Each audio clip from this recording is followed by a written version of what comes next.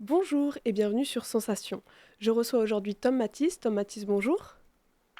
Bonjour, bonjour à tous les auditeurs. Alors je vous présente un petit peu. Vous êtes un artiste et un interprète alsacien. Vous découvrez la musique en accompagnant votre père lors de ses répétitions. Et l'influence franco-allemande de cette région vous a orienté vers le Schlager. C'est sur le petit écran que le public allemand vous découvre grâce à Immer wieder Sonntags, une émission allemande de divertissement où vous interprétez Chansons d'amour in Saint-Tropez. C'est bien ça. J'ai grandi à la frontière franco-allemande et donc je suis né en fait dans cette culture, double culture.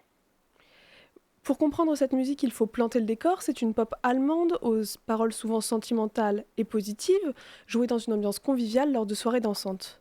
Quels sont les thèmes que vous abordez dans votre Schlager? Est-ce qu'ils sont personnels? Alors je dirais qu'il y a un peu des deux. Il y a eu plusieurs albums, hein. Je suis en train de travailler sur mon troisième album.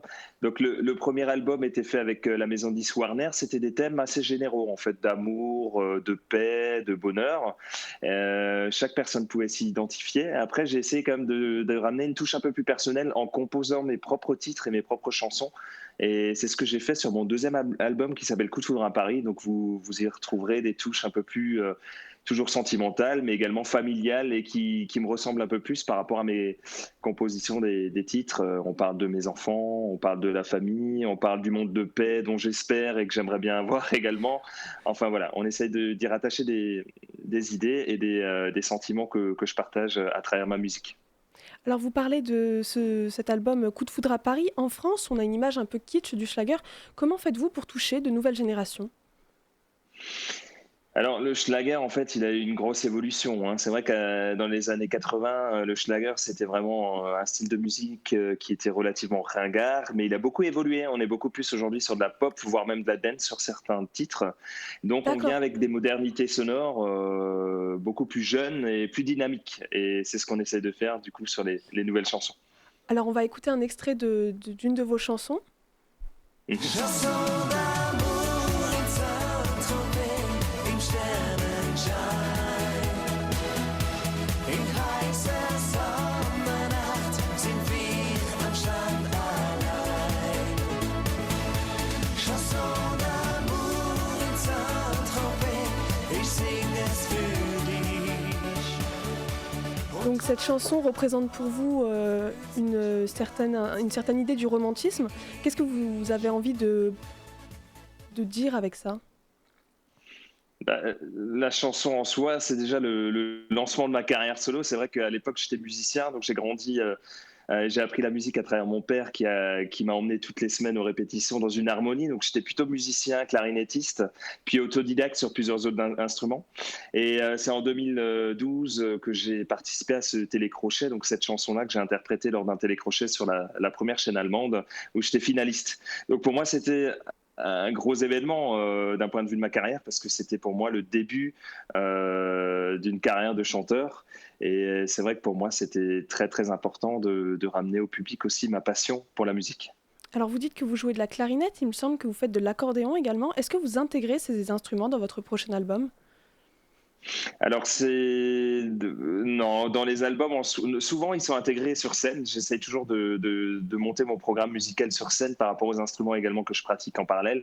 Par contre, c'est vrai que sur l'album aujourd'hui, on est beaucoup plus sur des rythmiques avec des guitares, qu'elles soient électriques ou acoustiques. Il y a quelques sons d'instruments, mais qu'on joue aujourd'hui à travers de la musique plutôt des VST qui sont des sons en fait préenregistrés dans l'ordinateur qu'on joue au clavier, mais pas forcément en réel. D'accord. Alors on va parler de votre nouvel album. Est-ce que vous allez chanter uniquement en allemand ou est-ce que vous allez ajouter du français? Comment est-ce que vous avez construit cet album? Est-ce que c'est avec une maison de disques ou vous le faites en autoproduction? Mhm. Alors l'album Coup de foudre à Paris, le précédent, je l'avais fait en autoproduction pour un peu relancer aussi ma carrière parce que j'avais fait une petite pause par avant.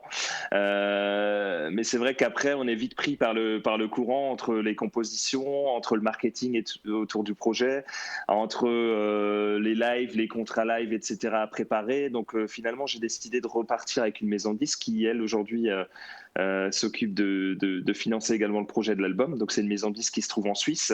Ça a été un choix d'ailleurs aussi au niveau de la Suisse. Pourquoi ? Parce que c'est un pays également avec plusieurs cultures, plusieurs langues.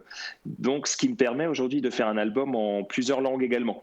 Donc on va toujours avoir de l'allemand parce que c'est mes débuts et que j'ai un énorme public en Allemagne qui me suit et en Autriche aussi. Mais on va aussi intégrer des titres en français. Parce que la Suisse, c'est également une partie de langue française. Et puis, ça me permet aussi de toucher mon public en France, ce que j'ai toujours voulu aussi, ce que j'ai toujours voulu faire au niveau de mes projets musicaux. Du coup, j'avais notamment un titre qui s'appelle Tout, qui existe en version allemand et en version français, que j'avais présenté à l'Eurovision cette année. Mais il y aura également d'autres titres qui seront interprétés en français. Donc, il y aura des deux. Vous évoquez l'Eurovision. Qu'est-ce que l'Eurovision symbolise pour vous ?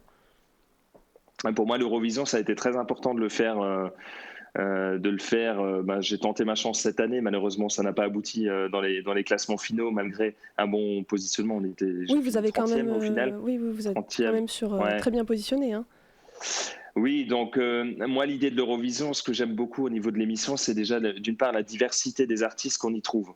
C'est des artistes qui sont également multiculturels, qui viennent de nombreux pays, qui défendent, chaque pays défend un peu sa couleur musicale.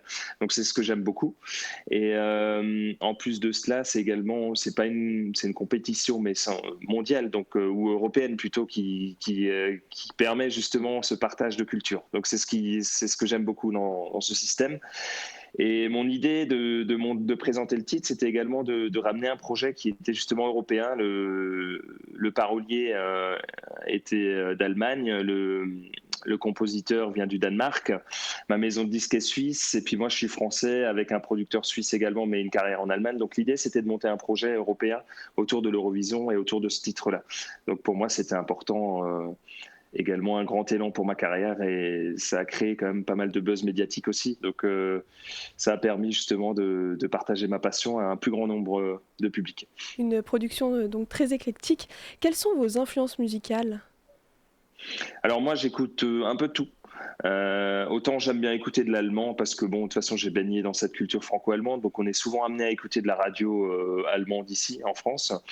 Mais en parallèle, j'écoute également beaucoup d'artistes français. J'aime beaucoup du Johnny, j'aime bien de la pop moderne, j'aime bien du Kinvé, Amir. J'aime aussi écouter rock voisine, de la musique québécoise. Enfin j'aime beaucoup tout ce qui est variété en général.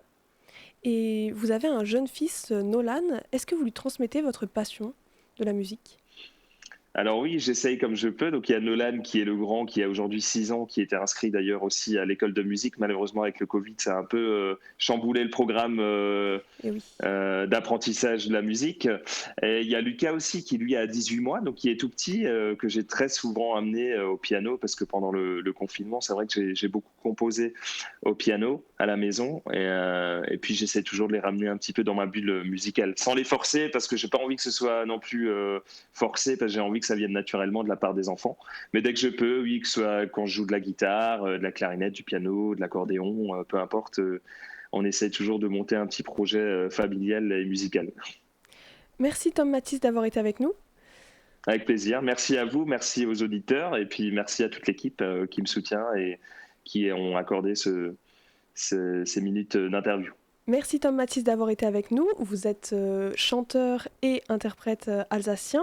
Vous sortez bientôt un nouvel album. Vous pouvez retrouver l'intégralité de cette interview sur notre site et sur l'application Radio Sensation.